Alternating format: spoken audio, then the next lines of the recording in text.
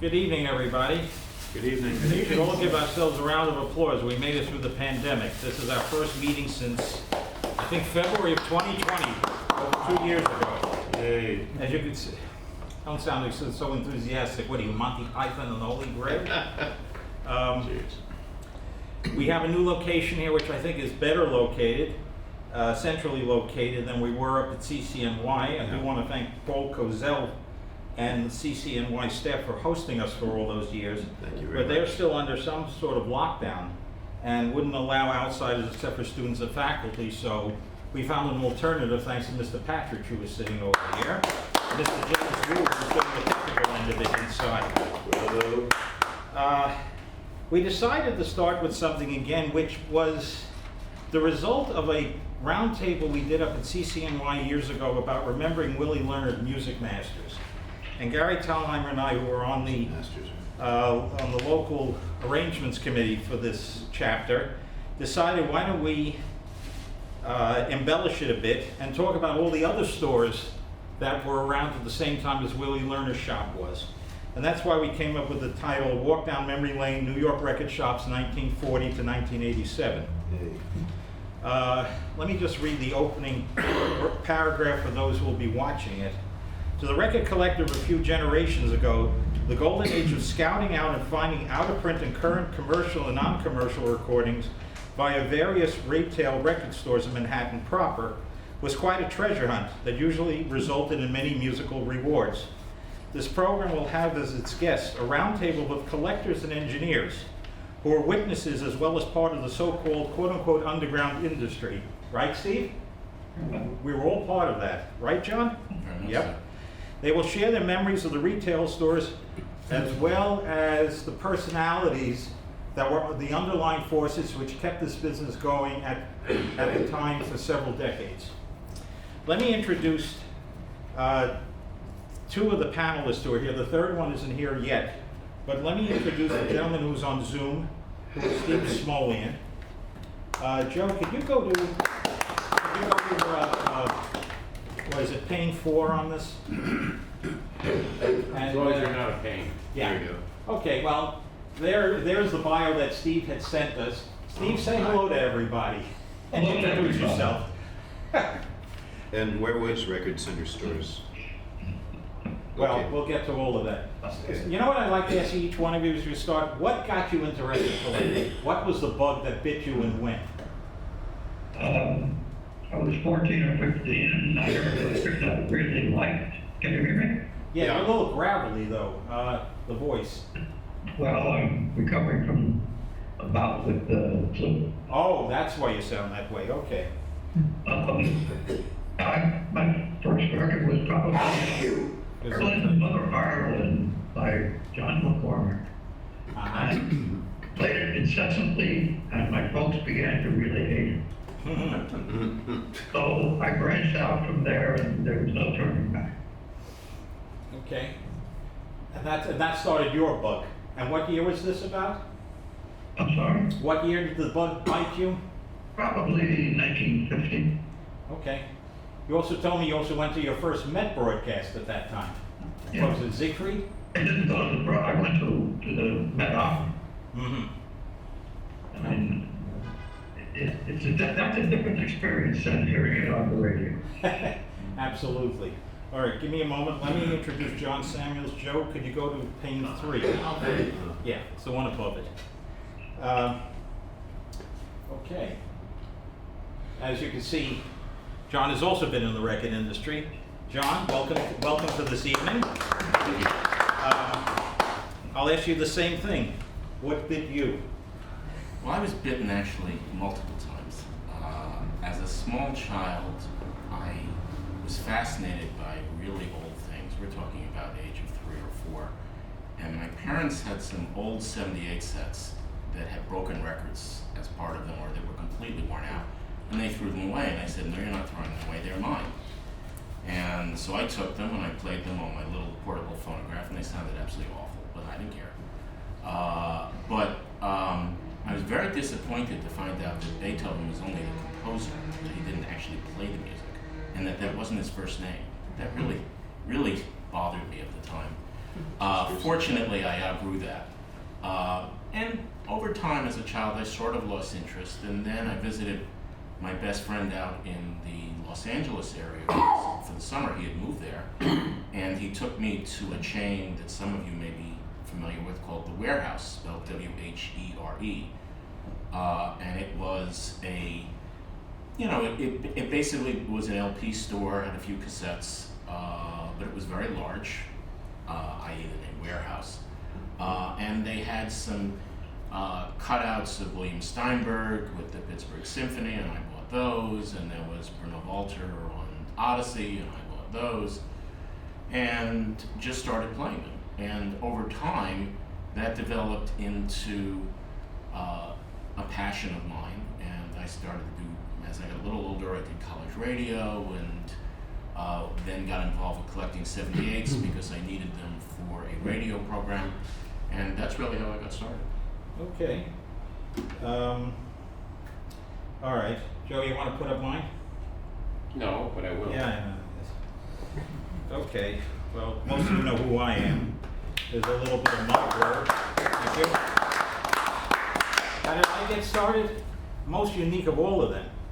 My father had a kid brother who was one of the first salesmen at Sam Goody in 1948, wound up at the Liberty Music Shop when it was in the Carlisle Hotel Whoa, in the 50s. cool. Then he wound up at a place called Airline Stationaries. A lot of stores, you have to keep in mind, in the 40s and 50s, there were stationary places, also sold records. And he died as a result of a car crash in 1961. He passed away in 62. He was only 39. But he was one of the ones that thought he could become a dealer. He bought records as they came into the store and squirreled them away in my grandparents' house. And in 1968, my parents finally decided it's time to get some sort of stereo system, and my grandparents gave me some records. And the thing that bit the bug for me, of all things, was a 10-inch record of Toscanini doing the Mozart Divertimento number 15 that had the famous, signature across it for the 1950 tour. And that kind of got me started when I was about 10 years old in 1968. A very interesting thing about him. Came back one day and told my father, he said, you wouldn't believe it. He said, it was 1956 and the Democratic Convention was here in New York. He said he delivered records up to Jackie Kennedy's suite. She was more of the culture vulture than John was. Yes. And then he said, you wouldn't believe it. One day Marian Anderson came in and asked for Brahms' Fifth Symphony. But that's another thing. What can I say? Moving along, I want to show an artifact from that period which should start to jar some of your memories. Joe, could you go to number 7, please?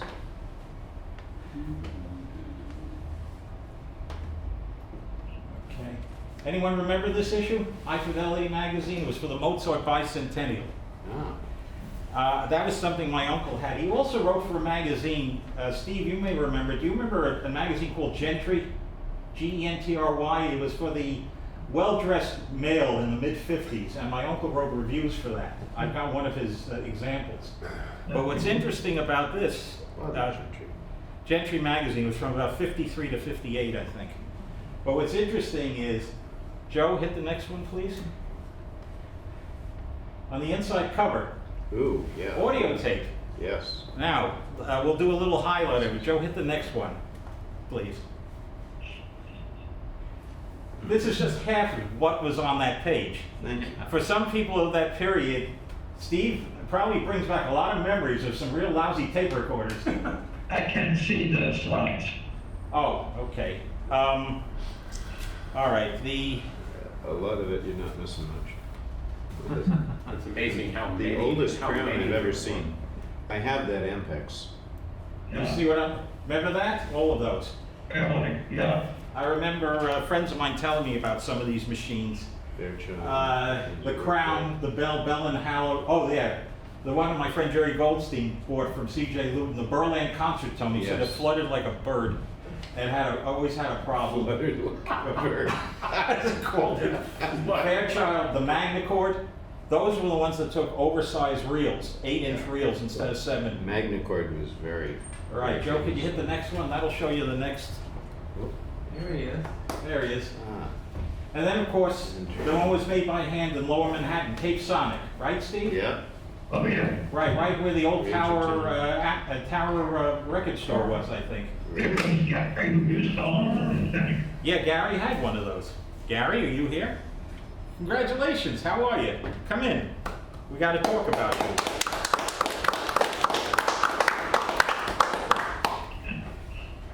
Good thing you didn't have dinner, right? Come in, come in. Sit. Share their Okay. All right, Joe, can you? Before I do anything, Yeah, Okay. We'll go back. Back there and to the left. Keep going. We'll improvise as Right we're now? going along. All right, no, go that way, Gary. And through the doors, the last door on the left. Yeah. But I have the magazine here if anybody wants to look at it. I mean, these are the kind of ads that they were throwing on here, 2 pages Yes, worth of Fisher, yes. Fisher components, preamps and amplifiers. One of them would put it, they made sure that they had it, yeah. Here, H.H. Scott. Yep. Oh, yeah. Joe, could you move down to the next slide, please? That's another great one from there. University, yeah. With the famous photographer Ouija doing Wow. doing an ad for them, showing that what the music sounds like if you don't have the right system and what it's supposed to look like, sound like when it's right. Hey! Invented that. That's hilarious. Oh yeah, it's a good ad. Ouija. Ouija. He was Does anyone very good. remember who he was? Sure. Yeah, he was the guy that had a two-way radio in his car, would listen for all the crime things going on in the middle of the night, and he had an entire photographic workshop, with everything in it in his trunk, Wow. with all the film. And he was the first one there to take shots of all the famous, crimes at night, whenever something happened. He was there sooner than sometimes the police were. Wow. So he worked, his office was in the trunk of his car. But these are the kind of ads that they ran at the time. But think about it, Joe, move it back that one, just to show the tape recorders. This is 1956. Yeah. All in glorious mono. Stereo was just around the corner. There were a few stereo machines that were popping up. There's an ad in this one for Ampex. For those first 2 tracks, pre-recorded tapes that RCA was putting out and a few other people. But it shows you even then that people wanted these machines for either recording things off the air, or just recording discs for themselves, because everyone said, oh, you wear out the records, put it on tape. Little did we realize the tape we were using was in worse shape than the discs that we were trying to preserve. What, the Warren tape recorder? Viking. The what? Viking. The web core. My father had one of those. Yeah, the web core, which is, they were the ones that first put, I think, the wire recorders. Oh yeah, and there's that other boat anchor, the Tape Sonic. Remember those, Steve? Tape back. Copy well. Oh yeah, too well, right? And what was another one? Oh, Pentron. There was another one. So, hey, what? He got lost back there. My first one. Did I lose you? Gary? Never mind. He'll be out in a moment, folks. There was another cheap one, the Revere. That was one of the cheap ones. But what it's showing you, but it's interesting, once stereo came in, most of these tape recorders disappeared. Dio Santissima, hold on. Yeah. He's doing a butt call on me. Anyway, what I'm trying to get to is the fact that in this period of the 1950s, how home recording enthusiasts started to spring up. And this is all based in New York City. High Fidelity was out of New York City. You look at most of these ads, they're all in the metropolitan area, if not mostly in Manhattan. Yes, sir. maybe I'm mistaken. I seem to recall that on open reel, stereo recordings go back to about 53. The concert hall issued, the RCA things were coming out around. No, RCA, I'll tell you when. The first of those come out in late 54.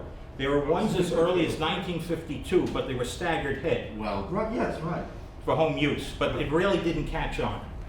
It wasn't until they made the inline heads Right, but- pre-recorded, starting about 53, 54, I forget the company who put one of those out. They used to sell Benny Goodman stereo concerts they recorded as one of the reels that came with it. I remember working on some of those.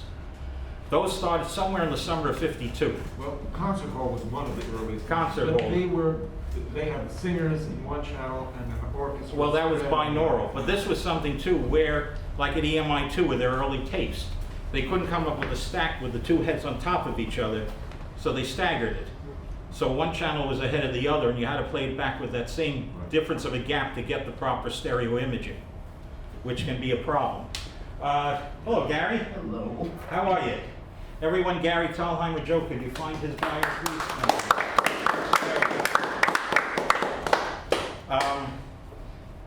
I don't want to show any disrespect, but you are the senior member here today. That's why we're starting in 1940, because that's when tell everybody about the bug that bit you. What caused that?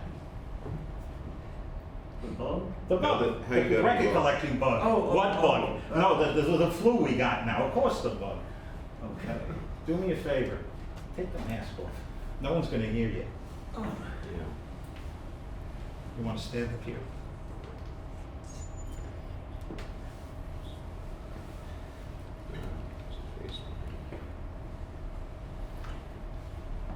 Okay. Let me start with something that I think nobody ever says, but it's true. In New York, the record and tape collectors know of most of the others, and they don't speak or communicate. That's pathetic. Outside of New York, which is basically across any of the rivers, they would be very happy to find somebody else who collects records Right. or makes tapes, and would love to talk about it. So, for me, it started in 1942 with a concert by the Philharmonic, a free concert on Columbus Day, which was conducted by Bruno Walter, with Francis Gotti playing the first movement of the Paganini Concerto, and Mayor LaGuardia conducting the Star Spangled Banner. And this was free, and it was terrific. And fortunately, a friend of one of my aunts worked for one of the concert agencies. And I was invited to a Francis Gotti recital the following week, and also one by Albert Spalding, of the Spalding family. And I also wanted to start getting phonograph records. And I was given a few things by some family members. I also wind up phonograph weighing probably something like 10, 15 pounds, with a tonal not heavy too. But I was happy playing those, and then one day a friend of the family wanted to give me a gift, and I wanted a record. We went to the mom and pop store a couple of blocks away, which was not mom and pop, it was two sisters. And they had window displays of some of the albums. Ones I remember especially were the Schnabel Beethoven Fourth Concerto with Stock and the Tchaikovsky Fourth. And it was the first time I encountered someone in a record store, and she immediately disabused me of wanting the Rosario Bourdon Intermezzo from Cavalleria, and on the reverse side was the Barcarolle, and said, "You're not going to play that more than once or twice." And sold me also a black label of 50 cents, a couple of operetta arias by Marcel Dietrich. The next store I recall is Concourse Music. which was a big two-story place on Grand Concourse near Bronx Science, where I went to school. And I bought records there.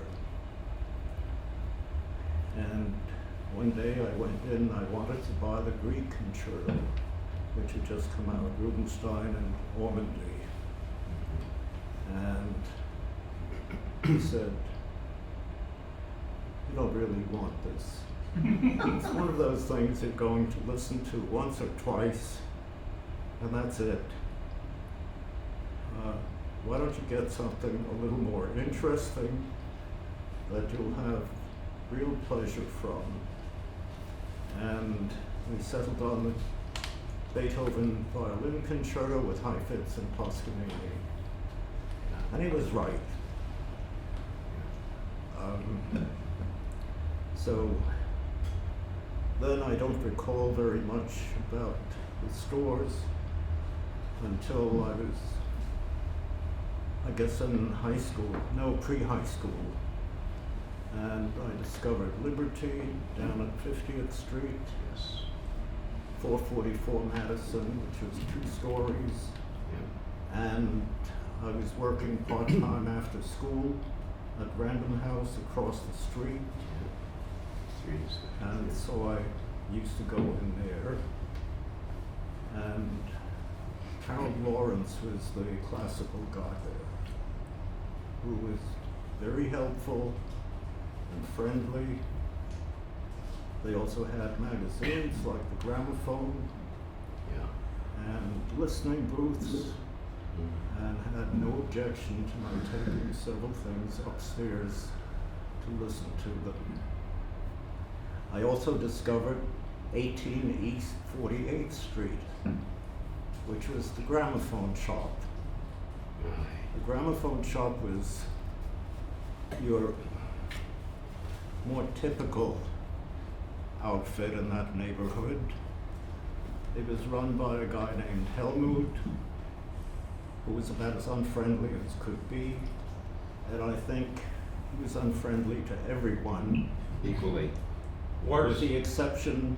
jazz people. They'd walk in and ask for a jazz record. I got this from Peter Mumbies. He'd yell at him, he'd say, "We don't sell any popular records here, get out."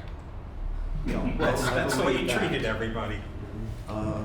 The only one they treated well was the Maharaja of Mysore, who bought 6 copies of everything. Yeah. Helmut shared the Fifth Avenue bus going home with me sometimes, and he was just as unpleasant to the bus driver as he was to customers. He must have lived somewhere in the vicinity of 72nd Street and Broadway. That's where he got off. Now, I discovered imports at Liberty and to some extent at Gramophone Shop. Gramophone Shop was less friendly, but they did publish a monthly bulletin, which was fairly good and pretty inexpensive. I don't recall what it cost. It must have been something like 10 or 15 cents.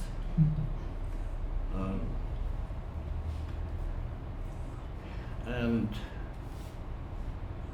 I would go in there periodically to see if they had something that I wanted, and was very graciously permitted to take a single 78 RPM up a rickety staircase to their open playback equipment,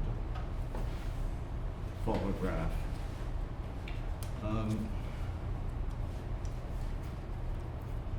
Let me, so I can read my notes.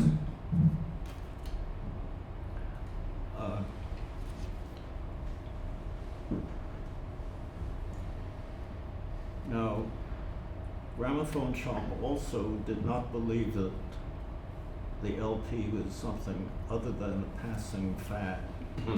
and put them out of business. That's right. And it must have been somewhere around 48, 49. 51. I found them when he told a friend of mine, he said these 78s are passing fancy in 48. He said in 51 he Oh. bailed from the whole place. He couldn't get rid of it, all the 78s he had at that point. Well, he did get rid of them very, very inexpensively, something like 50 cents for the records that would normally sell for $2.50. Imports were $2.50 for a 12-inch disc, and I think $2 for the purple label EMI. The closing sale was terrific. I got a number of things there, including some of the Maggie Tates and Lori Lyles. I also once went to the original Record Hunter, which was a second-hand outfit Where? up a flight of stairs on the Upper East Side. I don't recall exactly. 83rd or 83rd? Oh, good. And the man there was Steinberg, who I think became eventually the music critic up in Boston. Michael Steinberg? Michael Summer. Yeah, Yeah. would have been Michael. And they had what I was looking for. I had one disc of the Undefining Anita with Hish on RCA, and I needed the first disc to go with the second disc. And he wanted some outrageous amount of money. And I left. In part during the war, RCA limited their available albums very much. And some of it was political and some of it was just plain stupidity.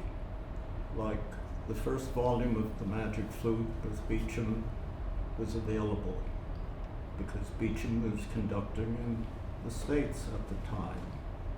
The second volume was not available because it was a bunch of Nazis. And I didn't get the second volume until after the war. Bruno Corporation was the distributor for most of the record labels. And what you also have to be aware of was that the manufacturers and distributor was Bruno had a minimum resale price. You could not sell the record for less than they told you to sell it for, which was generally, it had been, I think, $1.50 and was reduced to $1 by RCA Victor and $1.25 by Columbia, with the 10 inches 25 cents less and a 50-cent charge for the album. And one of the things that brought me into contact with Bruno was that some family members in England sent me a copy of the Schöne Müllerin, which was 8 discs, and it was also the new one rather than the Hish, which I really wanted, with Axel Schütz. Except it had the dog and horn on the label. And as far as Bruno was concerned, this was like deciding to blow up RCA, steal the trademark, and do whatever I wanted with it. In any case, I had to let them know that I was just a collector. It was not my fault. I didn't ask to get these discs, although I had. And it took 6 months to get it delivered to me. And correspondence. Gary, could we hold it there for a moment? Yeah. If it's all right, because I want to talk about something else that I want you and Steve to talk about, which will lead into the next part and also for John. Okay. So if you'll excuse me for a second, before we go any further, because we got something that I put up that you wrote too, so if you can. Oh. Thank you. All right, just give me a second here. Okay. We don't want you to give the whole spiel away right away. We just wanted the beginning. All right, now, just give me a second here. Those of you who remember a store by the name of Discophile. Now, let me find the one I want to go Which to. was located at? Which was located on 8th Street, just west of 6th Avenue. It was a walk-down store that was opened in 1957 or 58, from what I understand. 26 West 8th Street, east of 26 West 8th. 8th Street. Between And it was, 5th and 6th. yeah. Excuse me, I said west, I meant east. Yeah. All right, now hold on. Oh, it was west, something. Right.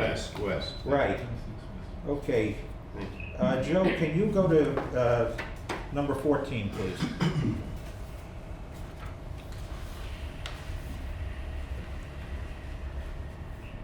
Okay. The previous one, please.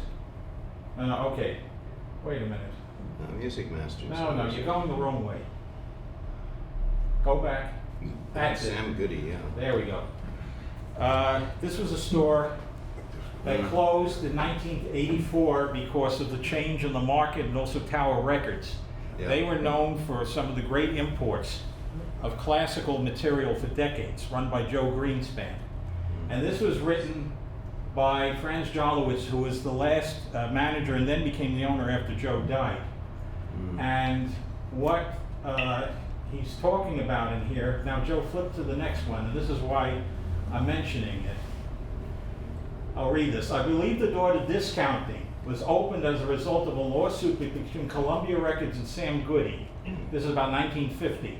Lost by the former for breaking that franchise agreement. It appears that because Columbia was allowing 78s to be discounted, remember what you were saying, they weren't allowed to sell for anything less. The judge saw no reason why other recordings should not be sold at discounted prices, and thus the provision of record stores in the city had its start. Now here's the list of some of them. This is for you guys. Thank you. However, before and after, the majority of the record stores were clustered in a relatively smaller area. Shermer's on 43rd, Elaine Music on 44th, the Gramophone Shop on 48th, Merritt Music Shop on 48th, Liberty Music Shop on 50th, eventually Music Masters on 47th, moving later to 43rd Street, as well as the Music Room on 44th. These were all relatively small shops, and we all knew each other and swapped records in order to fill special orders as fast as possible. That cutthroat competition came into the picture at a much later date. Steve, do you want to comment? I've given you the ball now about these different shops that you can talk about. Fabulous. Thank you. Well, the shop's divided in a number of interesting ways. One, Liberty and Colony, which I think had opened by then, and a couple of the other shops had charge accounts. And they catered to the well-to-do and to the theater crowd. And they were pretty much list price. And a lot of those shops also imported earlier 78s. That brings up a whole bunch of other questions which I better write something about because it's pretty complicated, but to get Addison Foster involved in this conversation in some future way. The rest of them were the shops in town. Discophile opened, you said 58, I think it was later than that. No, I remember seeing Bill Seward showing me photographs of when the Gallicerci Camden record came out. And he said that was 1957, and he had taken a photo where they put all the covers in the window and said, Gallicerci sings again. Yeah, but Discophile, I was the first employee. Wow. And I don't think I was there in 58. Okay. The other employee, apart from Joe, was Paul Rothschild. Paul Rothschild left eventually, as did I, and went to work for Bob Staub in record center stores, which is a whole other. Can you tell us about Bob Stout? Oh, sure, but I'm coming back to Okay. just what happened with Paul Rothschild. Paul went on to produce records and produced Janis Joplin's last record. And he told me he was the one who shuffled in the Mercedes-Benz little piece that they wanted to leave it out, and he insisted for it. We were pretty good friends at one time. Greenspan Shop was deluxe, classical, high-end jazz,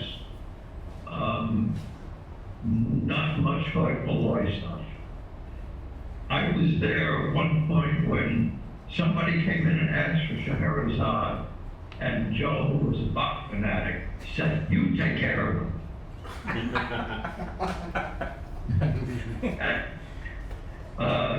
There was a lot of attitudinal issues in the way that store was initially run.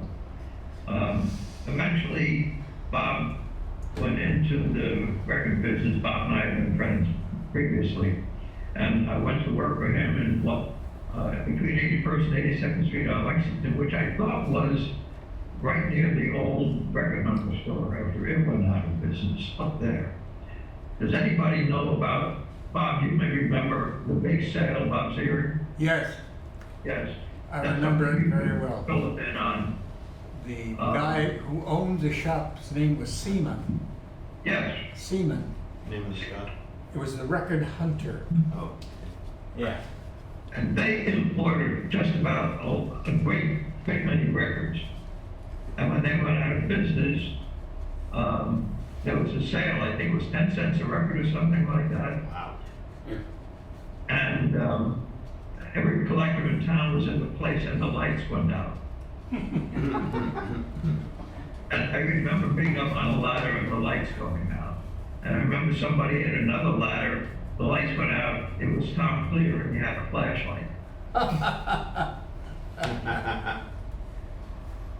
And he did well. We all did okay out of that. It wasn't great for Seaman. I remember Seaman originally, when you went in as a customer, which I had been, you would get interviewed in his office if you were invited.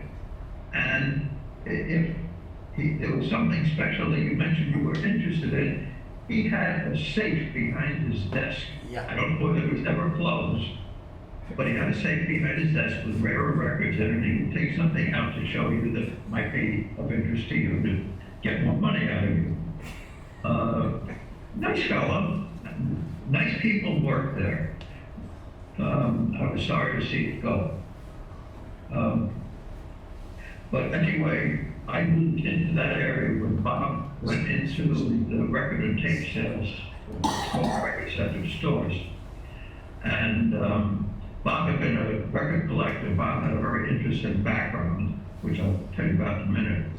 And there were three stores. One was in Discophile, and it was Flight Up. One was in Harlem, and one was the one that I managed eventually on 81st, 82nd in Lexington.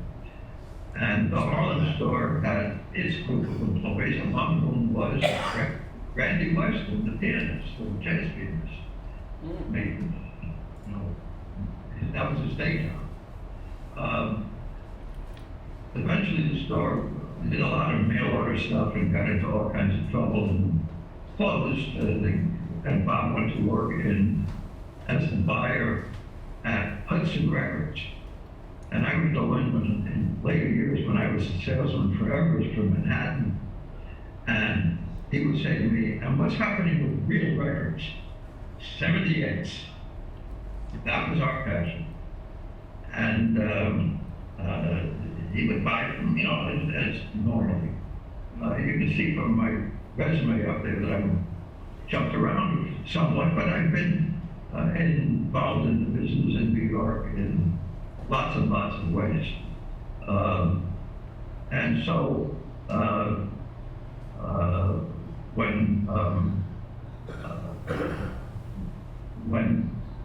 Bob closed, I went to work for Everest Records. I went in the Army.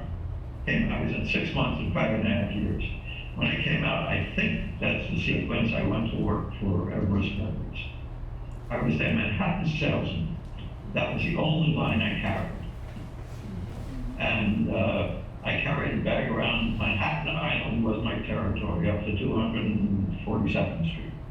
As a kid, I learned the subways, and that came in handy.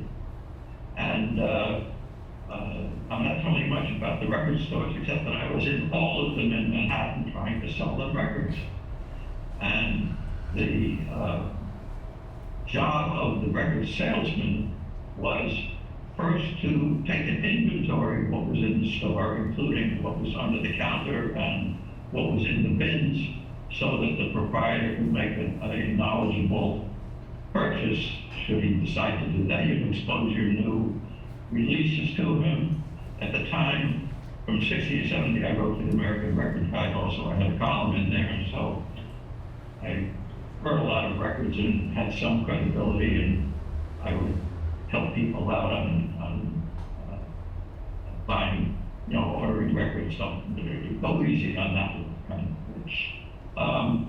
And it was a gig, a two-week cycle. Between 12 and 2, you did not go into a store. The reason you did not go into a store is that's when the stores did their business. So that's when I had a itinerary laid out where I could travel and then go to eat lunch and then go into the store at 2 o'clock in whatever the new area that I'd be moving into to work in. And I used to I don't drink alcohol, but I love the Blarney Stone and the Shamrock because I love their steam tables. Anybody remember those? I don't know what it is, but we're older than New York. But they're great food. And so I knew where most of the stores were in New York, and I can run down a number of the names. I have a list here which I can submit, and it probably saves a lot of yakking. What do you guys really want to know? Question? Well, that's what I wanted to start with, essentially about reminiscing about some of the records. Let me ask Gary, now that Steve's spoken and you've seen that, do you want to add anything of some of the record stores you remember in that period? I remember. Stand up, please. No one's going to hear you.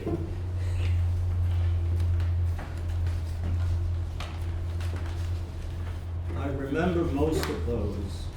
I think the only one I don't recall was the music room.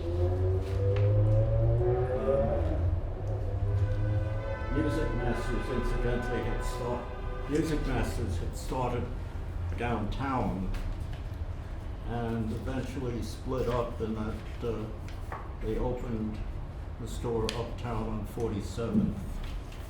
And Will ran that, and it was a bare bones operation in terms of the decor, unlike what Music Masters was in the 60s and onwards. But he also knew that the thing to do was to have bins and just open boxes, because people always gravitated to those because they wanted to be the first ones to have whatever had just come in.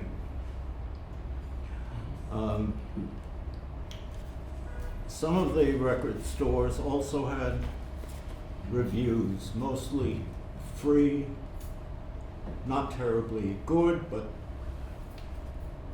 it was something to find out about new recordings. This one, the Review of Permanent Music, was published by Steinway, who had a record shop somewhere in back of the piano showroom and window. And it's- There were others like that. Some were house organs from the record companies, and some were individual stores, like there was one in Philadelphia, whose name I don't recall. Was it H. Royer Smith, New Records. Again? H. Royer Smith, Thank the you. New Records. Thank you. Forgive me for a second. Steve, Uh, can you tell us the story about a Bach set, please? About Yeah. H. Royer Smith, go ahead, about Tom Player, please.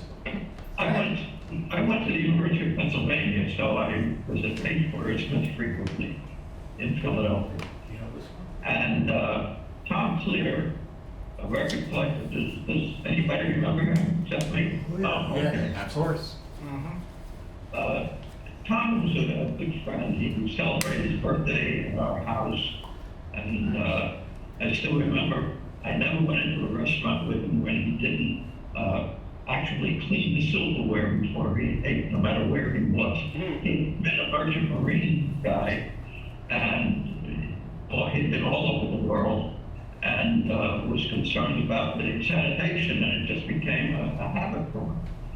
Anyway,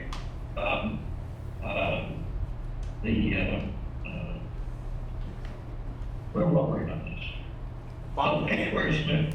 Yes. So, Right. Tom's big wand was Victor set M235. Does this ring a bell with anybody? It was the set that was announced but not issued. And it was Bush Serkin doing one of the Bach. Third A sonata. major. Third sonata. E major. And I was at H. Royer Smith, and he had a copy of the Columbia Columbia Set 235, which was the Lieberman Bach from Farlington Journal. And I had the old man there, I forget his name now. It'll come to me with trouble, I don't remember. He just made out the sales ticket to M235. And I left it sitting on a table, which next time Tom came over for him to see it. He bit, but I explained it to him, and it was no harm, no foul, but it was a lovely moment. Anyway, we're talking about the New York stores, so there were stores that had 78s later on, and stores that only had LPs. And I think that we divided both of those groups in terms of what we were looking for. What, there were stores that had 78s left over from when they were in the 78 business, but there were other stores that were buying 78s to sell to collectors. I think that a lot of people sitting in this audience have stories about those places as well as I do. So let's hear from some of you guys. John, you wanted to add a post loop to that great story? A small postscript, Steve. Hey, Steve. When I was hired by BMG in the 90s, I went to the files to look up M235 to see if the parts had ever been sent to RCA, and they hadn't. It said right across the cards, parts not received. This was a set that was supposed to be issued in the UK. It wasn't, which is where it was recorded. Actually, I think it was recorded in Berlin, but whatever. It was supposed to be issued by HMV. It wasn't. It was sent to as you mentioned, Steve, it was supposed to be issued here, and there were announcements that it was coming out, which is why Tom was so sure that the set existed.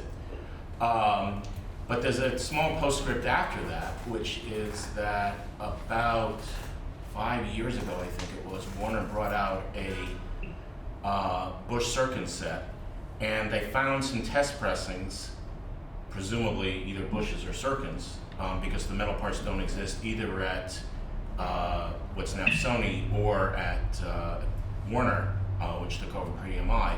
And so a small part, not the whole thing, of M235 has finally been issued. It's been issued before. It was issued, there were 2 or 3 sides that they found.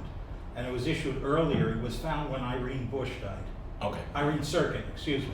Well, Irene Bush Circuit, that's right. Bush Serkin. Right. They found it in her collection.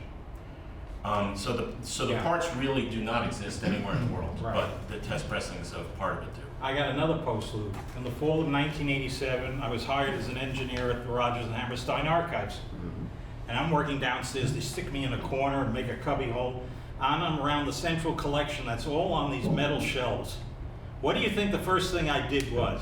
Went right to the Victor and I went 234 and I went 236. I said, if it's going to be anywhere, it would be here. Nope. David Hall could never find it.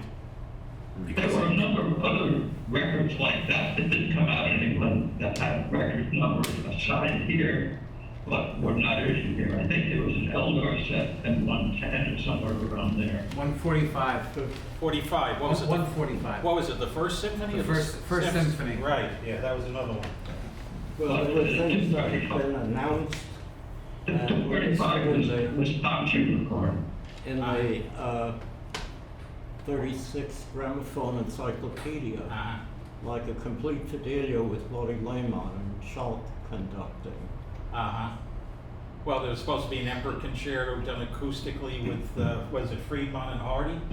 It was No, done. it was Friedman and Wood. It was done. Electrically. It was done. Yeah, but never saw the light of day. There was also Albert Salmon's Beethoven Final Concerto. Yeah, with Hardy. It's actually with Wood. Wood, You're but right they first. did find it. No, hasn't been found. Huh? Oh, I Has thought not they been found found. it. Well, there's supposedly a set showed up in England in around 1960 for sale on a list that a shop put out as a, it was a mail order list, but you had to come into the shop to buy it, and a couple of collectors went in and was told it was already sold. Yeah, But it's not been seen since. Yeah, one thing before we get off this topic, Steve, can you relate the famous story Joe Boonen told about you and he when you were buying records and breaking them over your knee?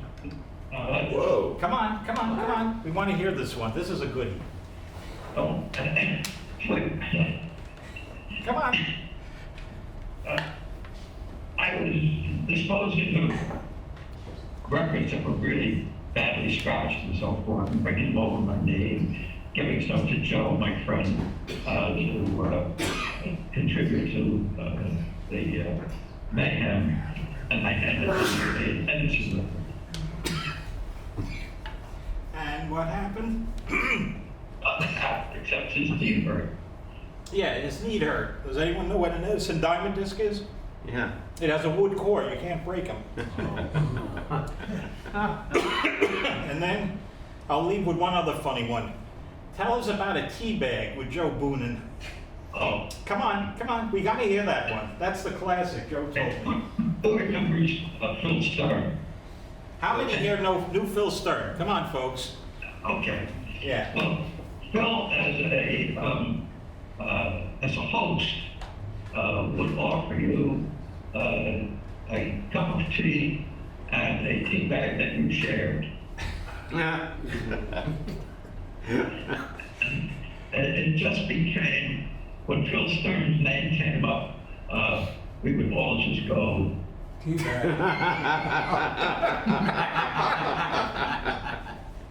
And everybody knew what that was about. There was, of course, a jazz record collecting group in Brooklyn. Record research they became. Right. And they were more interested in jazz. They had a magazine. They had Right. auction lists and so forth and so on. I went to one of their meetings. I was not drawn into it, but I know that Tim Brooks was. I don't know how regular he was, but he was there somewhat. Yeah. Fred Williams. He and Steve Rim used to ride up from Philadelphia on Saturdays. I met him there the first time. Yeah. And it was another group of record collectors, and there was not a lot of interplay among them and the classical collectors in New York. Right. My ages are a little And so I knew, you know, some of these people, but it was pretty an isolationist group. As a matter of fact, if any of you remember Roger Newhall, I think many of us do. I met Roger when he was a salesman at Sam Goody's. And at Sam Goody's, you had a little badge on. Do you remember this, Gary? It said what kind of music you specialized in. And it said very heavy music. Or very heavy classical music, I think it said. And so he later turned up working with Willie Learners and was a regular visitor. He borrowed tapes and so forth and so on. But what a lot of people don't know is what his avocation was. He was from some on the West Coast. I don't remember the Oregon. Seattle or someplace like that, yes. Yeah. And he was a karate referee. A very unusual sideline. There was more to him than met the ear. And it's true of a lot of people in the business. I knew Jake Schneider. There's a name some of you will remember. Jazz dealer up on 81st Street in Columbus. A lawyer. Does anybody remember him? Nobody. Jake, he was mainly interested in jazz. And he was a full-time lawyer, and on the weekends he sold records out of the basement. He had shelving and big inventory. But his inventory was such that if you were a classical collector, which I was,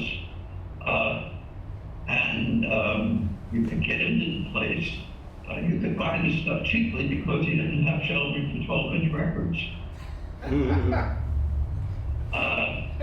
And he was known to shake the snake among the jazz collectors. He was a pretty aggressive pricer, but he had good records. But nobody knew, well, I knew Jake a lot better than some others did, is that his full-time work was as a lawyer. He spoke fluent Spanish, and he would be representing, in those days, initially the Puerto Ricans and then the Cubans who came up and so forth and so on. And you're buying subsidized court expenses for a lot of those people. He was a really decent guy. Cool. And I just want to get on the record that he was not a greedy man for no reason.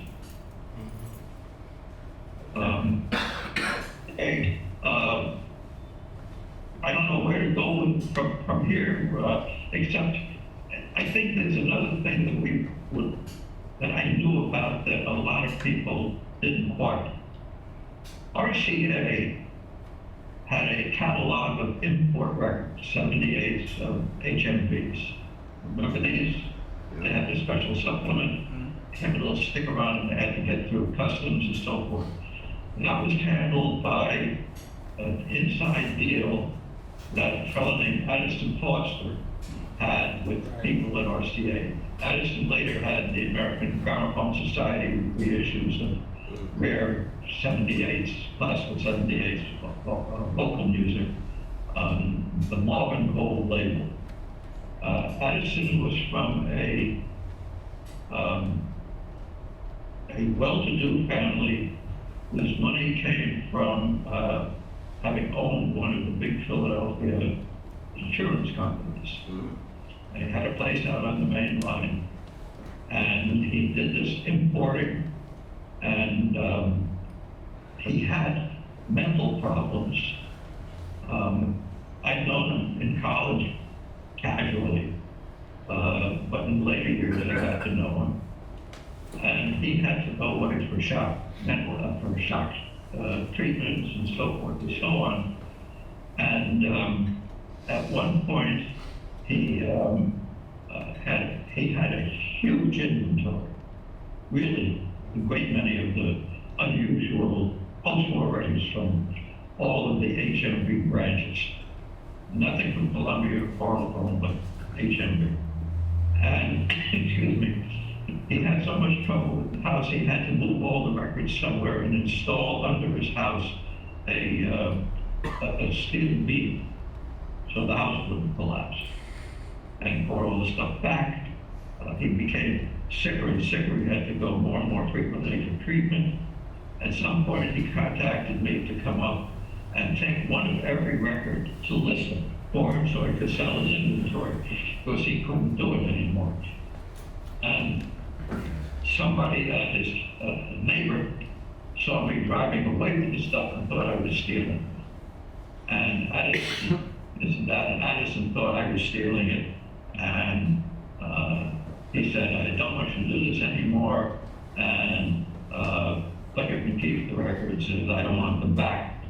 And he went away again another few days later and never returned. He died. Wow. I don't know what happened subsequent to that, except that his inventory, or at least a good part of it, ended up with Norbeck and Peters, and they still have remnants of that. So that's the history of that particular group of records. And that would be true for the home records as well. That was their lineage. I still have some of the paperwork, particularly the bulletins for the Marvin Goals and a whole bunch of stuff like that. He was a difficult man, but he was not crazy. He had he was unhappy. And this mental problem simply wouldn't leave him alone. Larry Holdridge told me the same thing. In fact, Larry wound up with his sealing machine for boxes. He said when he went up there, the house was just absolutely collapsing when he went to buy that and some of the stock. Mm-hmm. So, Well, Larry went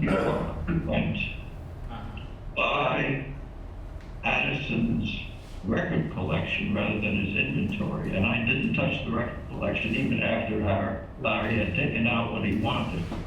And I think that material went up to Norbert and Peters as well. okay. Well, thank you, Steve. Like a second time. Yeah. I don't know whether Larry went back a second time. I'll ask him. I'll find out. All right. Thank you, Steve. Hold that thought. I just wanted to show you people something else. Joe, could you flip to the next one?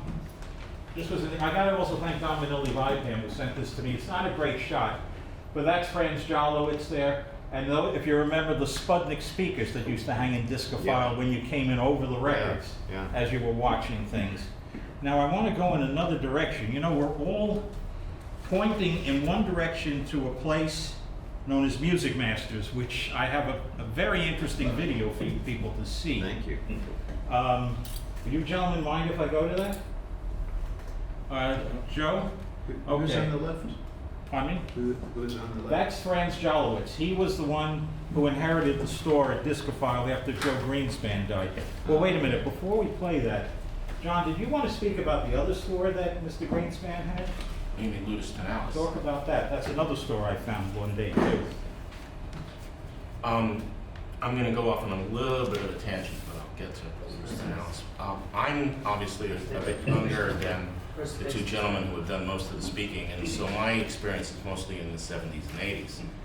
And by that point, 78s simply can't be bought in stores. I mean, occasionally you find them in antique stores along Columbus Avenue, along with the furniture, but nobody specialized in selling 78s. And so if you wanted to buy 78s, you either bought them from individuals like Steve, or you would buy them from dealers who would do mail order. And it might even be worth mentioning some of the mail order people at some point. But getting to Ludus Tenalis, Ludus Tenalis basically, as best I remember, dealt in used records. Was that not right? I mean, I think they dealt in the rare used records. With prices. With prices very, very high. Yeah. And Joe was a very close friend of mine. You are correct. And the reason he priced things so high, he told me more than once, because he was always afraid that he was not going to be able to replace the inventory. And if he liked you as a customer, he would discount the prices and take the risk. I can tell you a story about him. He had a card catalog, cards of some of the rarer records he had in there. And he had one of the original Toscanini Society records. It was the Beethoven First and Fourth with the New York Philharmonic that was only available to members in a big box set. He had it single. He had it marked $20, and this is in 1975. Whoa. When the Toscanini Society was knocked out of business, when RCA sued him because of Wanda Toscanini Horowitz, I happened to go into that box and he crossed it out and put 50 on it. And this is in 1975, 76. Yes, sir. John, can I ask you to elaborate on what it was like in the 50s to buy used blues 78s? And when were there, before there were compilations like Origin Jazz Library, where were people buying those 78s? And then when did they first have used record stores where you could go into a store and buy them? Well, you're actually going to an area that I'm afraid I don't really know. I can tell you one But thing. Terry, I started my collection of 78s in the charity thrift shops. Yeah. The Irvington House, for example, which was on 3rd Avenue between 75th and 76th, I would go there once a week with my allowance, and they would get estates. Yeah. And I got some wonderful stuff that way, Cool. including some things I've never seen otherwise. But that was a major source in the 50s and early 60s, particularly for people who were on a budget. Because in, let's say, 1956, 57, an LP was, 10-inch LP was $4.85, a 12 was $5.85, as I remember. But you could buy a Mozart string quartet with the Lehner quartet on 78s for a nickel a disc. Wow. Yeah, you couldn't get rid of those things at that point. Now, to follow up on what Terry's saying, because my period is actually about 20 years after that. So for me, it's mostly the late 70s, early 80s. But I think what you were responding to was when I said that you could go into antique shops along Columbus Avenue. And that's a remnant of what Terry's talking about. You could occasionally go into Salvation Army shops, you could go to furniture shops, and they would often have boxes of 78s in no particular order. Right. A lot of them are classical. There were some pop 78s, but in my experience, and of course that's what I was looking for, there were more classical 78s. And so it wasn't, for me, it wasn't all that interesting because what you get are mostly common Victor and Columbia sets, which you look at and say, oh, I've already seen this, I've already seen that. And because they were in no order, you couldn't say, oh, I'll look through this box and see these are symphonies, these are string quartets, these are whatever. And you might spend 2 or 3 hours there and find one record. But that's really the die-off of what Terry was mentioning. And what didn't happen, but did happen in Europe, is that you didn't have specialty shops that would say, okay, we're going to deal with 78s in an organized fashion. In London, this was quite common. As a matter of fact, it was common until maybe about 5-10 years ago. But in New York, if you wanted to get a specific 78, what you had to do was sign up for mail order lists like Ars Antiqua, or mail order lists like Disco Epson from England, or there were a whole bunch of others like, I can't think of the names at the moment. And you would look at these and then you'd go through them, and some of them were priced as fixed price and some of them were auction. And if you got a fixed price, then you had to call right away, because otherwise the record would be gone. And if it was auction, then you could take your time and you could go through the list and see and so on. But that was realistically, that was the only way to get a specific 78 in that period. Well, there were a couple of stores in the 50s and 60s. No, I'm talking about later than that, because that's my I know in the 50s and 60s there were stores, but I'm only responding to this gentleman about my era, which is about a decade or two later. Also, since I grew up in Brooklyn, one of the great places were junk shops all along Coney Island Avenue that went for a stretch for about 2 miles. Wow. And then also, who remembers another crazy place up in where is it, above the Bronx. His name was Moonraker on City Island. Oh, sure. Remember that crazy character? sure. You walked in, he had everything. What about Crazy Max on 18th Street? We were gonna get to back, hello kid, come here kid, I wanna show you something. And he had a breath that like, he had to go, yeah Max, what is it? And occasionally record stores would get in, was very rare in my period, Yeah. but occasionally record stores would get in large collections of 78s. And when I say large, I mean a single collector's entire collection. These are LP stores that would use LP Right. stores. They would occasionally get there, and then it was through word of mouth that you said, oh, they've gotten, what was the one? It wasn't Academy, but it was right near Academy, had a similar name. Started with an A, I can't remember it. Not Max. No, anyway, there was a store in the 80s that got in a huge collection of piano records, and these were not, On the west side. this is like in, somewhere near where Barnes and Noble used to be. And they were an LP store, and they just happened to get in this collection, and collectors were coming from all over to, I remember there was a Granger set on Decca, which didn't turn up very often, that turned up there, and there were all sorts of other things. But generally speaking, and again, I'm not talking about the era that you were mentioning, finding 78s, the worthwhile 78s in junk shops by my period was not very fruitful. Yeah. Well, earlier than that, Yeah. there were a number of stores on 6th, 7th Avenue, 7th Avenue, I guess. Yeah, Julian Moses. Julian Moses, right? Julian Moses, The Record Exchange. The Lemire's ran Record Exchange. Yeah, those two sweethearts. They had records numerically. Don't forget by label. Griffin. They went back to Griffin. the 30s. Griffon, G&A. Dawson. They were mostly selling LPs, Yeah, but it had a little bit. Darton had some. Darton, oh yeah, that's another interesting thing. Talk about Darton Records. It was in the back end of Pagelson's. That's right. There was Joe Darton records, and they were the only one that carried every one of the damn Rococos. They got them in imports. Discophile got some of them. He had a complete run. Willie had some. Willie Lerner. So was he. Willie Lerner is music Music masters. Masters. I think we're gonna go We should into also him. talk about What about record album on West 81st Street? Right, Harry Hirsch. Harry Hirsch. There was another character. Henry Hirsch. Henry Hirsch. That's it. Yeah, he was a That's character it. too. Henry Hirsch. And there were three stores along, when I was a kid, in the Yeah. 50s, there were 3 stores along 6th Avenue, 2 of which sold 78s called Record Haven. Later Right. on, there was Right. only one of them, but they were still selling 78s when I got out of the Army, and I got out of the Army in '65. Mm-hmm. There was a wonderful store in Munich. It was owned and run by Zoltan Feket's widow, Alma Hearn. And you went in there, she wouldn't let you look through the stock. She had no catalog, ostensibly. You told her what you were looking for, and then she would see if she had it. Can we get back to? Right, all right, we're going off the trail here. Joe, I want you to, hello there. All right, go back. I want to show people something else. Keep going. Way to go. Keep going back. Come on. All right.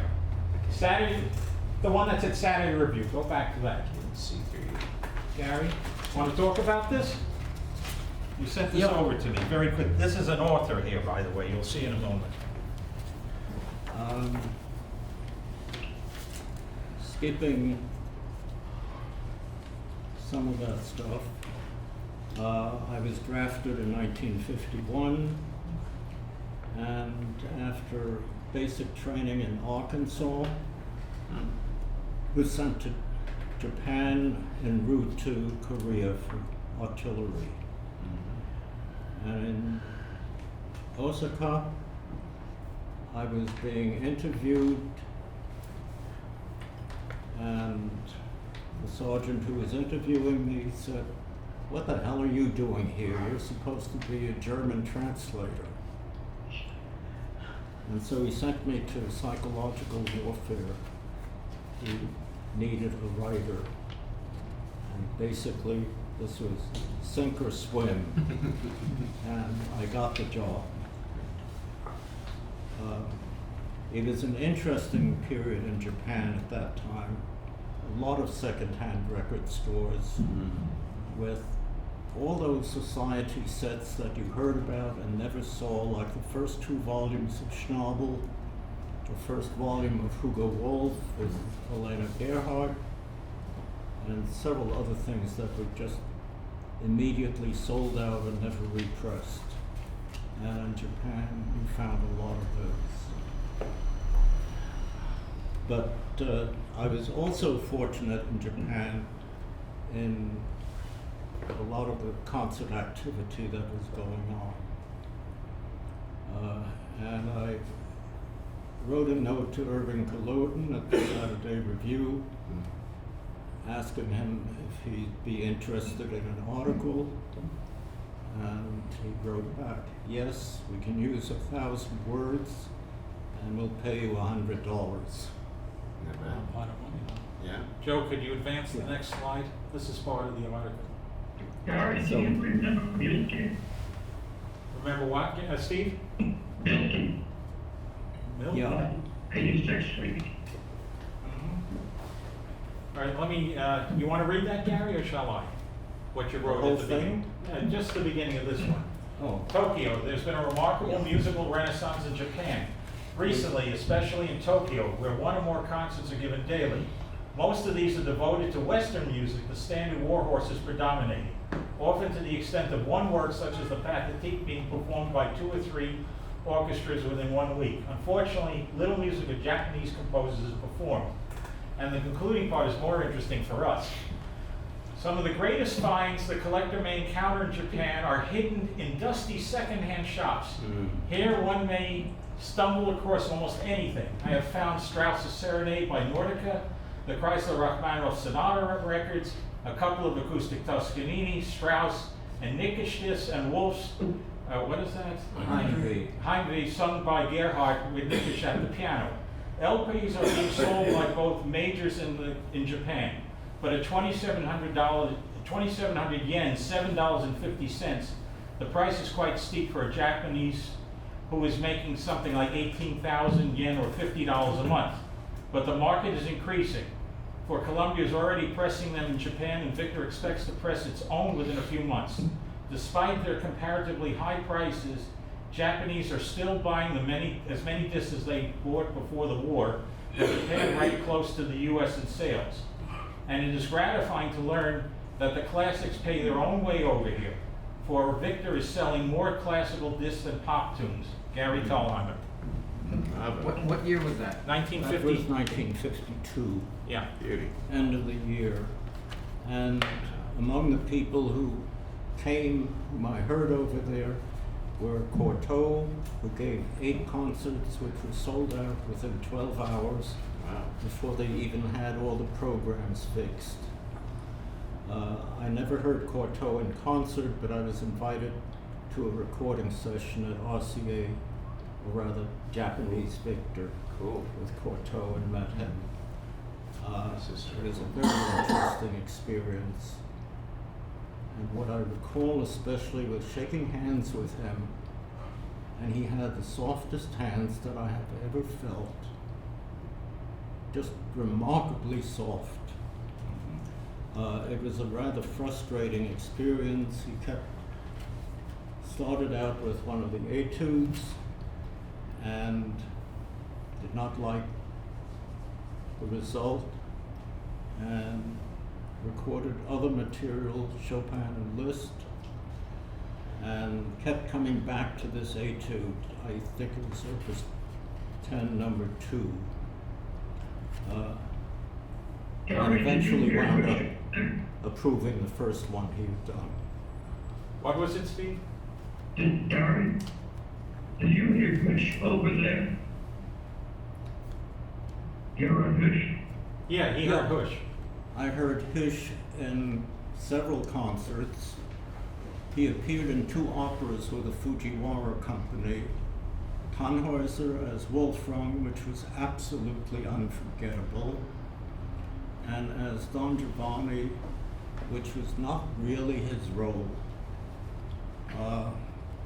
He was what you call a cavalier baritone, which is the sort of baritone who is the tenor's best friend or father Yeah. or brother or the soprano's brother. He was just not a really active personality for Don Giovanni. But he was But it was wonderful in also Bach. a rather strange experience in that it was with the Fujiwara Opera Company. He sang in German. Fujiwara, who was a tenor, was internationally well known in the 1920s. Didn't have very much voice left, but it was his opera company. And he sang Don Ottavio in in Italian, and all the rest of the cast sang in Japanese. And that was conducted by Gourlet. I also heard Hish in an orchestral recital, of which the most marvelous piece was the Kindertotenlieder, which was the greatest performance of that I have ever heard. And after that, which literally left me in tears, he sang an encore. And what can you sing after Kindertotenlieder? The last song again, even more moving than it had been the first time around. I also heard Hidemaru Kanoya conduct his orchestra. Kanoya was really one of the great conductors. Unfortunately, his name was Kanoya, and he was the brother of Prince Kanoya. Prince Kanoya was the richest man in Japan after the emperor, and was the prime minister until he was forced out by Tojo, and was the man who was negotiating, in quotes, for a peace treaty at the same time that Tojo was sending the planes to bomb Pearl Harbor. Unfortunately, Kanoya is really tarred by the family name and was almost as wealthy as his older brother, and supported a symphony orchestra of his own, which was the best orchestra in Japan, and I believe the equivalent of any orchestra in the West.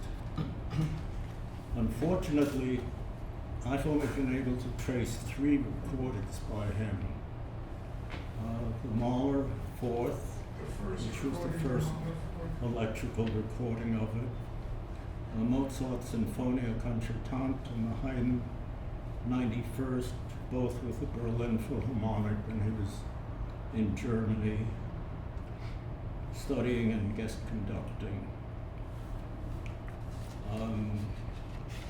I wish there were more of his There actually material. are there is more material. Oh. There's some stuff from the 60s done that's on CD in Japan right now. He died, I think, in 1968. And then there's a bunch of short pieces he did on Japanese Polydor and on Japanese Columbia, mostly of Japanese music. That's mostly, as I said, mostly accompanying things. Interesting to know. But the recordings you're mentioning, most of the Columbia was done in 1930 in Japan, but the others were actually done in Berlin. Yeah. And were issued worldwide. The Mahler was not, but the Haydn and the Mozart were both issued on Polydor. Yeah. And so they were well circulated. Okay. And even British Decas, I think the Mozart, but I'm not sure. Okay. Let me continue with this point since we are running late. Why did we call this program New York Shops 1940 to 1987? Why? We bouted around a place called Music Masters. Joe, would you mind flipping down to number 18, please? 18. That's it. Whoop. Back. That's it. This was, as we know, we've already spoken about the history of Music Masters already, alluded to it. This was when he was in his heyday. This was from, I got this from Don Manildi from the Oakland Tribune, October 30th, 1966. And I'll read what it says here, New York AP. This is a true story. Only the names have been changed to protect the guilty. It is the story of bootleg Beethoven, black market Bach, purloined Puccini, and the mind boggles at the thought, filched Frescobaldi. Our story begins on a gray, damp Tuesday. The reporter, trench coat collar upturned, rivets his steely gaze on the small Manhattan music shop, where he's informed by confidential sources of the highest authority there's a brisk traffic in black market tape recordings of live concerts. He steps from the curb, then dodges quickly, narrowly, escaping death under a speeding black car. He jaywalks across the street and slips unobtrusively into the shop. "May I help you?" asks a chubby man. We'll call him Mr. Mortimer, in a tone that is somewhat both courteous and strangely menacing at the same time. Uh-oh, I wonder if he's wise, the reporter thinks, then snaps, "No thanks, just looking." This was Music Masters, and of course they're doing a parody here, you can see it. One of them where it says, "Special today, black market tapes on the works of Giuseppe Verdi." This one is they're going into the Met, and it says, "Hey buddy, I got a tape to sell you of the performance." And of course this one is the classic right over here. It says, "The big time, smuggling equipment into Philharmonic Hall or the Met." Drops the microphone right on the soprano to record the performance, which was starting to happen in that period. This was a shop that I found through a friend of mine. We've all of us have experienced working with Willie. It was a unique shop in many ways. You walked in, it looked like a men's parlor from one of the wealthy families in New York City, say at the turn of the 20th century. And he had everything. He had Eddie Smiths, he had Fougette, he had imports, he had Penzance records. He also dealt in a lot of the jazz pirates that Boris Rose put out. And then there was another company when at the time you couldn't get film soundtracks. There was a company, I think Boris Rose did it too. They would do highlights for a film, put an hour's worth of it, of all the tunes from, let's say, 42nd Street that was not on television. He'd get the soundtrack and put this on very cheap labels, and Willie was selling this stuff. He had it in the window. Well, believe it or not, folks, I have a video of what Willie's shop looked like after he passed away. Why we say 1987? That was the year he mysteriously died of, as his son said, he came back from Spain on a vacation, and it was a cough that became a coma within 6 weeks. Ooh. They still, remember that, Steve?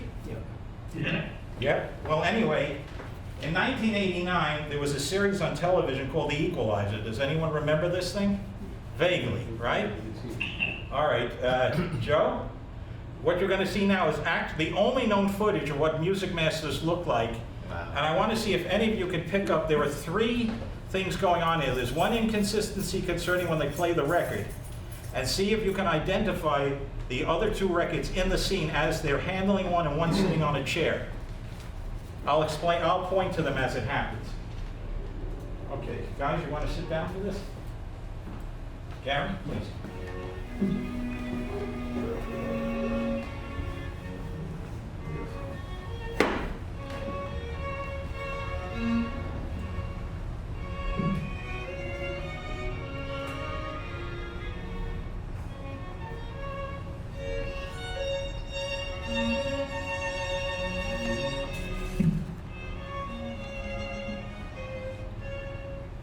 Bring back memories, folks, of the records up there? Decent speakers. Yep.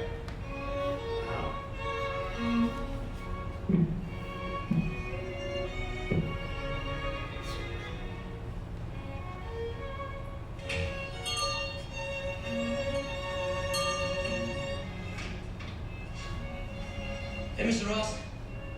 Scott! That's one. See if you can remember what that is. Got it from a collector in Philadelphia. Oh, it's great. Your father's going to be really thrilled with his game. Wait till you hear it. Right, go on. You know how lucky you are finding this. She was a true diva, Scott. People rave about Tibaldi and Callas. Of course, they were excellent, but Albanese, Oh, yeah. Nietzsche Albanese. She was something. Take a master class from I her. saw her in performance once. Here's the first mistake. No, but listen. This is just great. Can't believe you found this.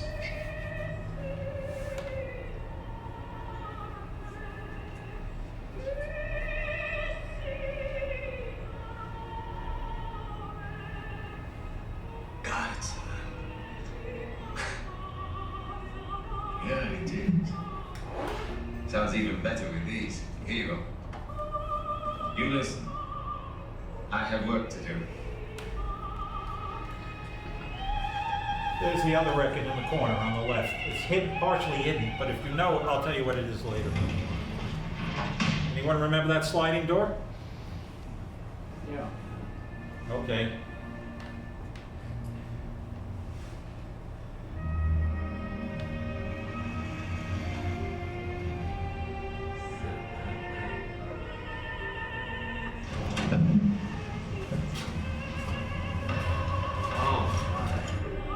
When he did his taste.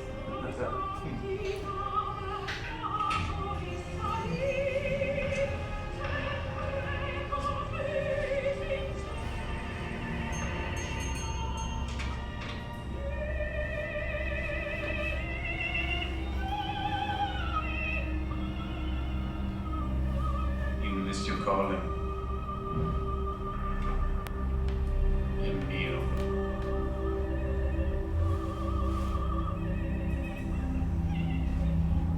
Yogi? Predator.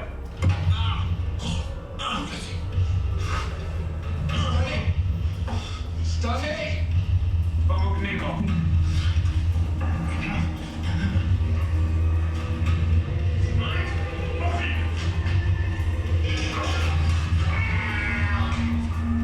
Mr. Ross?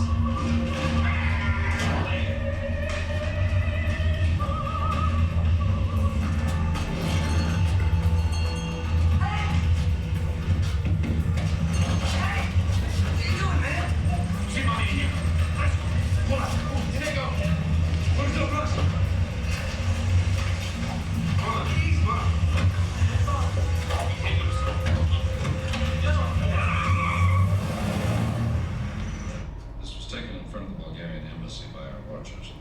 Scott blew their operation, and rather than abort, they took him into the embassy as a bargaining chip. Let it be known that if we allow them to take Ross to Bulgaria, they will release Scott unharmed. Unharmed? You're bloody right, you'll be unharmed. You had a watcher outside the Bulgarian consulate. So you knew there was something wrong. And yet you didn't have a guard on Ross. His guard was reassigned 3 weeks ago. Ross has been in this country for 10 years. I don't give a damn if he's been in this country for 50 years. We gave him our word that he would be protected. Now, I don't know if the company gives a damn anymore, but I'm sure as hell do. Because if the company had not broken its word, my son would not be in danger now, would he? Why the hell did you remove the guard from Ross? I did not remove the guard from Ross. That was done by the DTI, right?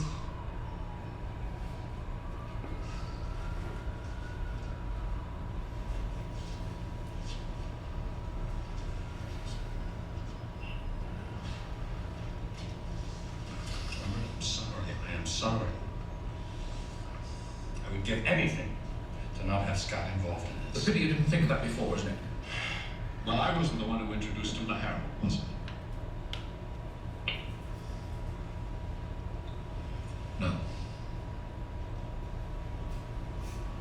it's not really me you're so damn mad at.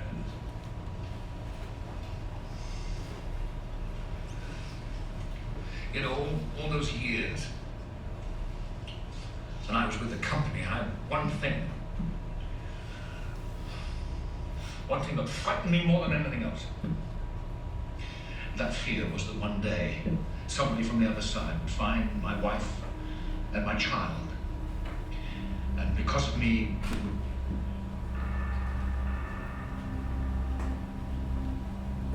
anyway, that was one of the reasons I left the company. Mind you, not that you ever really leave, do you? Because round every corner, there's always some unfinished business waiting for you to finish. Well, I'm telling you this. This business I am going to finish. I want that clearly understood. Okay. Your name is Emil Costa? Robert's named me. That's the only known footage of the place. Very cool. This was 2 years after Willie died. The person who took it over ran it into the ground, and it closed, I think, on New Year's Eve of 1991. Bring back any memories, Steve? I can't see it. Oh, you can't. You can find it online. I'll send you the link. I heard it, but I wasn't sure it was music. You wasn't sure if it was Willie's shop or not, right?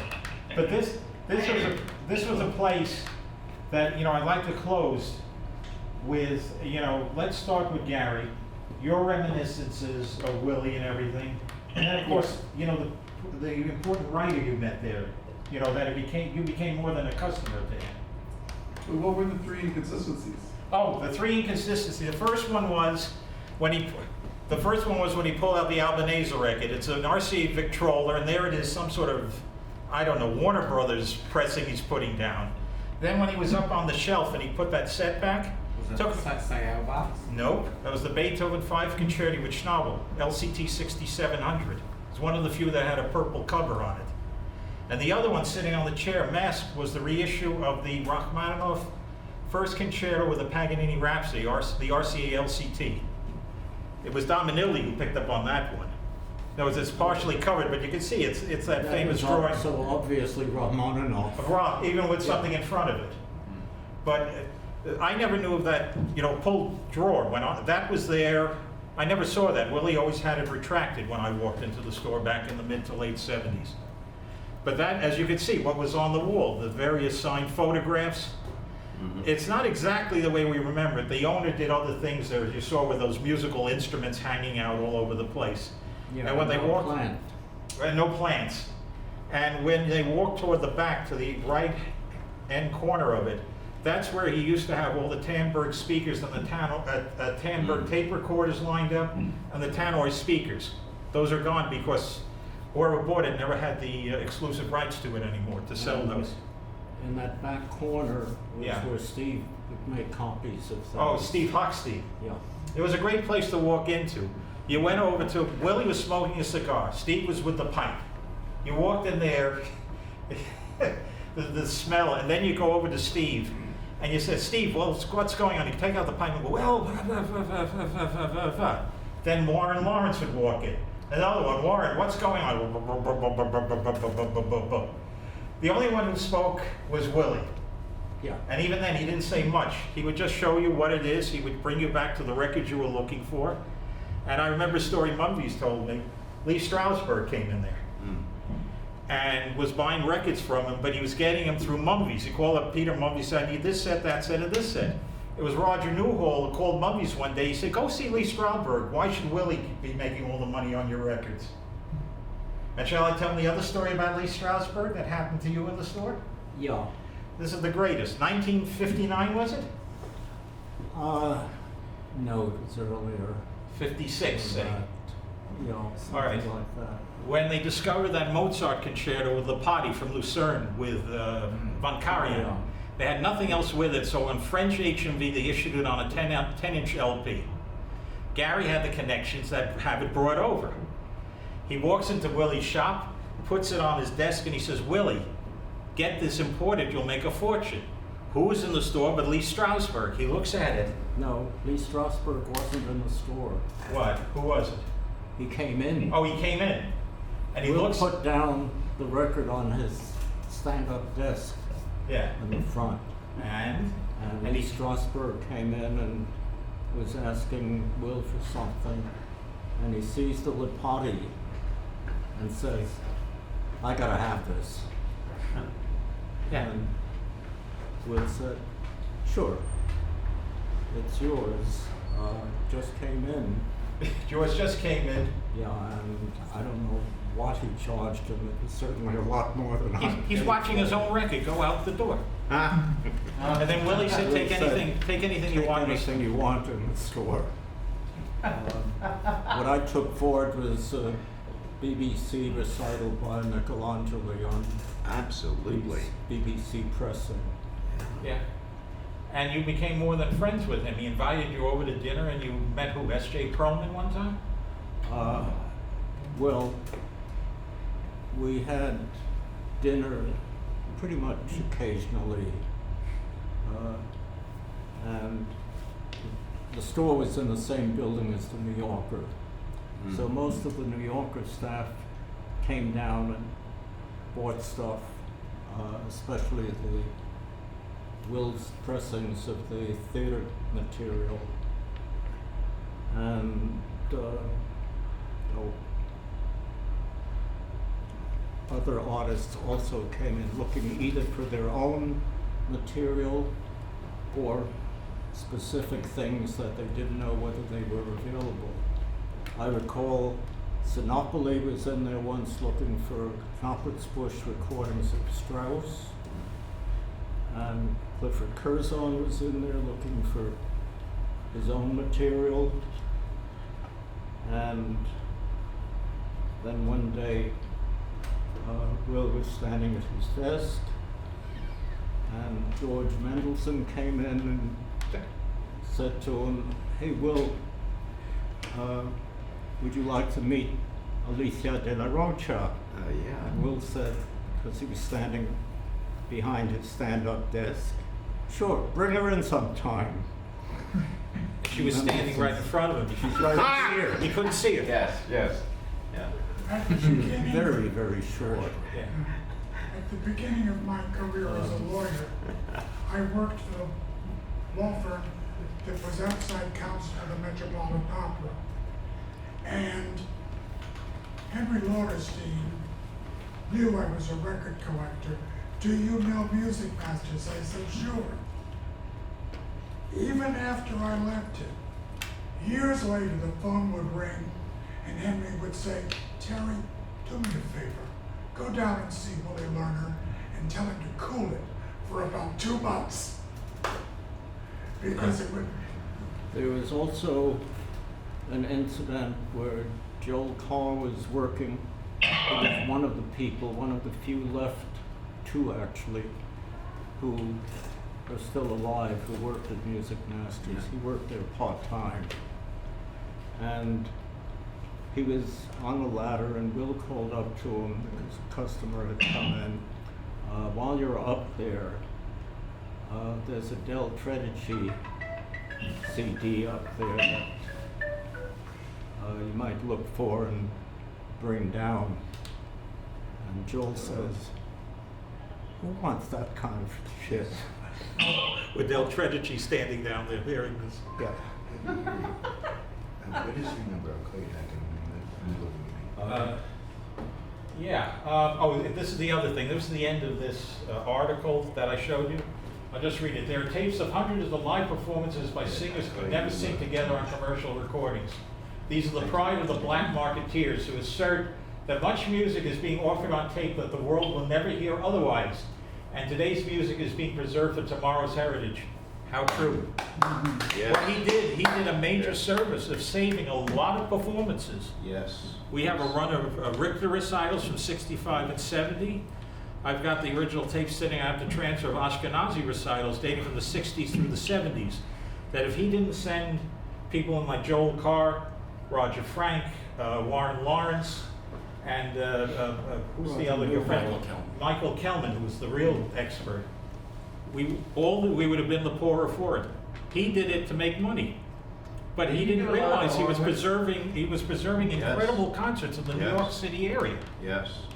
Was it he or Elder who did the Horowitz? Which one? The things done at Carnegie, the later ones. Was it Kane Elder who kind of got the guys to do it, or this guy? No, it was Willie. He had his guys doing. Kane did things out where he was. Oh. And had other things done. Stuff that John worked on. No, the stuff John worked on was the stuff Horowitz had recorded by Carnegie Recording Stuff was done by the He's in-house. not entirely wrong. Kane had One of the recitals didn't exist in the original form, and so the one that I did was a combination of dubs of those recitals, edited tapes that I unedited, and the pirate. So put the whole thing together. Yeah. So John is correct. Yeah. Basically, these gentlemen, and they're all gentlemen as far as I know, who worked for Willie, would take in Nagras and with 5-inch reels and half mill tape. Oh boy, yeah. And they would record it and usually truncate the applause as much as possible because there was only so much room you could put it on a 5-inch reel. Yeah, right. But they'd put it under their raincoats, and Willie would pay for the tickets. Right. And that's how Willie was involved. Willie would, in effect, hire these people. They would go in, and then Willie would get the master tape, Right. or a dub of the master tape Right. in some cases, And from he- these people. And they would tell him what seats he wanted to get the optimum sound. Now, the one exception, I think, is the Horowitz recital in Boston, where the story that I heard was that they only got standing room at the very, very end, and so it was caught all the way in the back, and the sound is wretched. Yeah. But most of them, the sound is comparable to what record companies were getting. Oh, yeah. That's the Did Willie send the pirate to Boston? My understanding is he did, but it was only done at the last minute. Because I think they didn't know the recital was going to take place. That I'm not sure about. Right, and Columbia stupidly decided not to record that recital when he did the List 13th and Gary. Well, I have Well, that's a long story, Yeah, but I think there are reasons why that happened. But Right. basically, they were, and one of the artists they didn't. Here's an interesting story. One of the artists they didn't do very much was Rubinstein. In part because Rubinstein made so many records, and so there was far less of an interest in his concerts. But one time after Rubinstein was old and blind but still alive, his partner Annabelle Weidenfeld went into the shop and bought one of his recitals and brought it back to him, and this was something that Rubinstein didn't know about, but was very pleased that Well, it there was existed. another tape he sold a lot of. He assembled from all the different concerts that Rubinstein did that he had, all the known Chopin etudes, because he had never commercially recorded it. That I don't know about. There was a tape That I don't he know. assembled from all the. I was in the store when he was copying it. What was your saying about him? As Goldie, my late friend Goldie said, he could find a great $4 bottle of wine, but he couldn't make a tape to save his life. Well, the copies were rather poorly done. Yeah. But the quality of the originals was so good that it often didn't matter.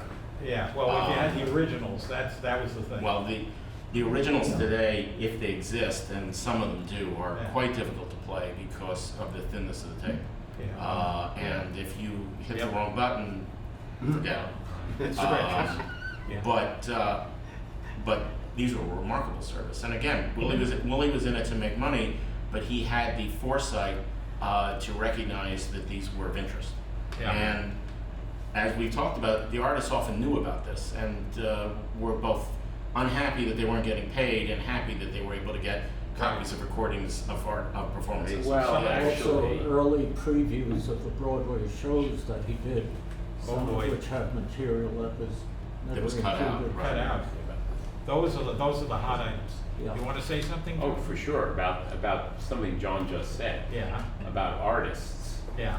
In particular, a lot of the pianists that I know, and I know lots of pianists, Right. are extremely happy to Yeah. get pirate recordings of their concerts because they want to hear what it sounds like in the hall. So they're not the enemy. Some of the artists Yeah, are coming the in enemy the is I'm not box. 100% sure that that's true in the 60s and 70s. I Yeah. think in the 60s and 70s, many of the artists had record contracts. Keep in mind that was a period when these things would actually sell, and they were ambivalent about it. The ones I've spoken to are happy now, if they're alive, or are happy years later that they exist. But at the time, they were very ambivalent. They were, you're stealing money from me. Well, I can't speak to what was going on in the 60s in this regard, but I can tell but you- I know that a lot of the living young, especially the younger ones, Right. are extremely interested. I can tell you an interesting story. Our friend Dennis Rooney was at NPR in Minnesota, and Cheryl Mills went and did a recital there. Cool. Dennis recorded it off the feed and handed him a tape. Dennis came to New York 6 weeks later. Willie had the tape. He was selling it already. And so when Cheryl brought it into him and he copied it, and he was already selling the damn thing.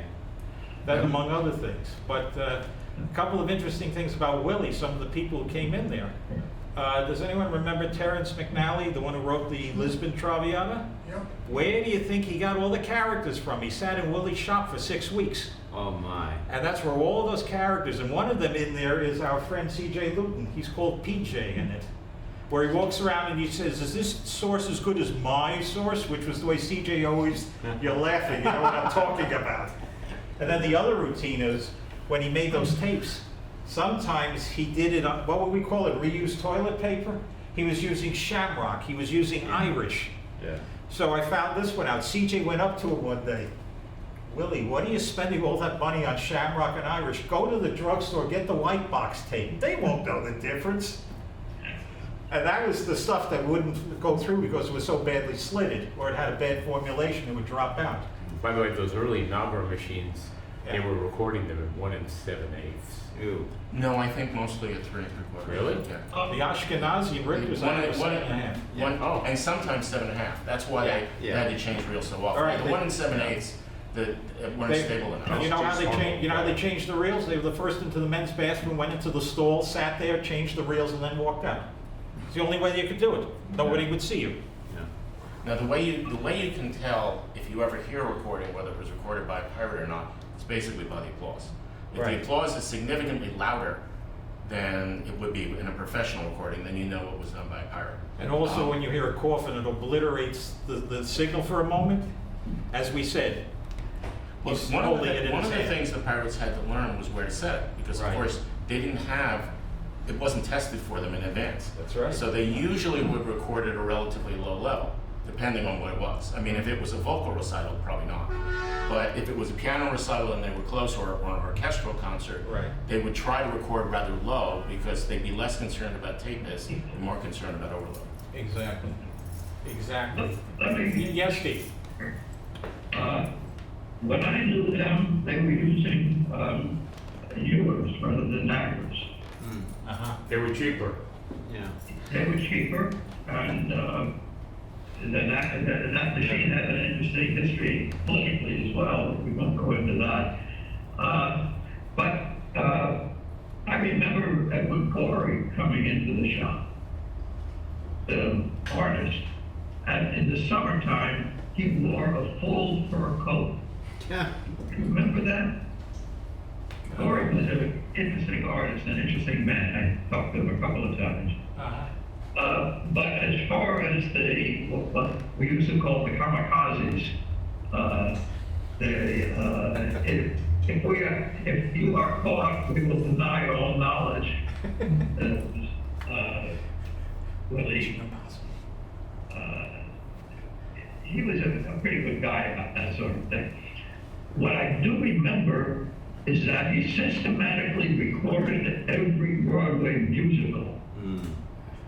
So those that only had one performance, he had a recording of it. I remember the stars coming in, or a pseudo star, that was a flop, came in and were buying copies for themselves of his Broadway material as well. That was an important part of his business. Who was that? Willie Lerner. We're all talking about music masters here. Has any of that, has the Let Broadway, me I add didn't know one he more did Broadway, I story. didn't know he did. That was his bread and butter. Is that out? Have you done any, have you released the Broadway stuff? Well, who knows where those tapes disappeared to? Most of the tapes that Willie had are not, it's not known where they are, if they exist. Right. The guy who bought the store went out of business, like I said, New Year's Eve of '91, and I was on his mailing list, and I got I think I still have at home a couple of the catalogs. He went through his tapes. And it was a post office box, I think, in Levittown, Long Island. Yeah, I got about 2 or 3 of them, and in the early '90s, and then it just all disappeared. And what was on there was all classical. I don't think he listed any of the Broadway shows. Most of those musical shows are in private hands of the people who did them. Willie had copies. And when he sold a recording to Richard Rogers' lawyer for the 3rd time, that was the end of the show. Yeah. The other thing was, as you, Gary, you became a mule fan. When he gave you certain tapes of like what Kleiber's material to hold on, that when he needed the copy, Gary, I need this tape, bring it in next week, I got to copy it for a client. In other words, he'd give it to various people to hold things. He knew who was interested in. Right. And he knew if certain anybody artists. wanted Toscanini material, he called C.J. Luton, CJ, I need this broadcast and that, and CJ would just bounce in there with his master that he and Tony Paterno put together, and he'd run a copy for somebody on cassette or Zell, reel. it was Joel Carr.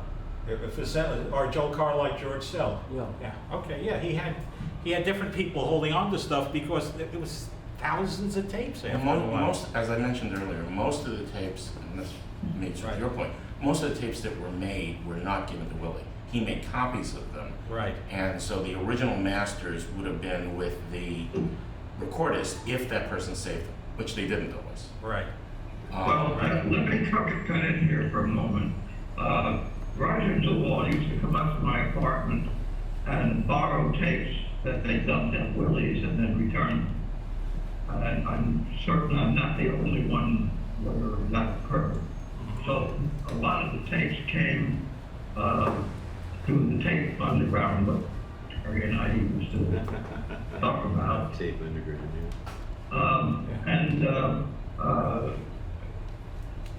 That was particularly true of a lot of the broadcasts that occurred during business day. They did not record, for example, American Symphony Orchestra, but I did.